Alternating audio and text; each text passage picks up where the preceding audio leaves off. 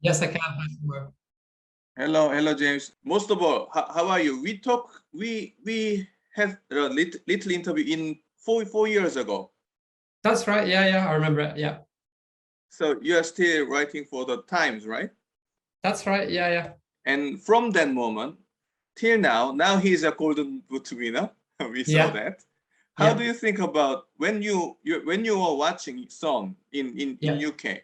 How do you feel about his evolvement? I mean his development. I think he has really, um, his development has been outstanding. I mean, I think if you go back to the beginning of his Tottenham career, if you remember that first season was very difficult for him. Yes. He wasn't immediately very successful, which we've seen a lot with players from the Bundesliga. I don't know whether it's because the leagues are so different in Mm, style, but mm, he wasn't too successful in that first season. I think he only had 4 goals in the Premier League. And in the last match of the season, actually, I think he was substituted off at half time. mm, So it really wasn't like it wasn't kind of like an immediate success. But I personally think he's probably become better and better and better each season that he's played. Um, and to the level now where I think he's probably, I would say, he's certainly one of the best players in the Premier League. And I think you're probably talking about, in my opinion, you're probably talking mm. about one of the top 10 players in the world, I think. This is the main topic, the reason why I wanted to talk to you today. So I saw that you wrote an article about the title is Holland can learn a lot from Son Heung-min's journey through English football. Mhm. Obviously, because it's in order to read this full article, they should pay, and it's English. So many Yeah, Korean fans don't have any access to this article. So can you understandably. kindly yeah, can you kindly talk us through what do you think about what's your point of view in here? The Okay. Holland and Son. Can you tell us please? Yeah, of course. So I think what's quite interesting is, as I was saying in my previous answer, the move from the Bundesliga Yeah. in Germany to the English Premier League seems to be a very difficult move, particularly for forwards. Yeah. If you think of many of the players that have come from Germany, where they have been very successful and scored many goals, the likes of Timo Werner, Jadon Mm. Sancho, Kai Havertz, Sebastian Haller, even going back to players like Shinji Kagawa, Mm. it seems to be a really difficult transition. And I think one of the reasons for that is that, as well as the Premier League is probably better than the Bundesliga, that's probably one reason.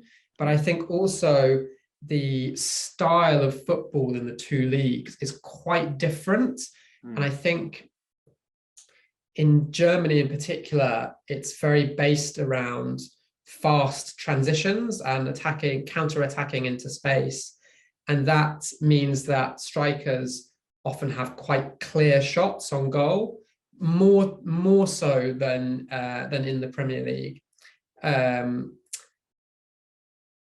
And so I think that's one of the reasons why it's difficult. And indeed, I think if you look at players who have recently moved from Germany to the Premier League, you would have to say that Son is the best. He has made that transition the best.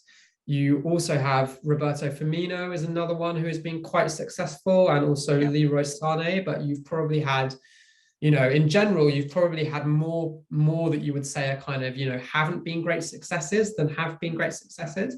So I wanted to understand, and obviously now you've got Erling Haaland, who's moving from Borussia Dortmund to Manchester City. Yep.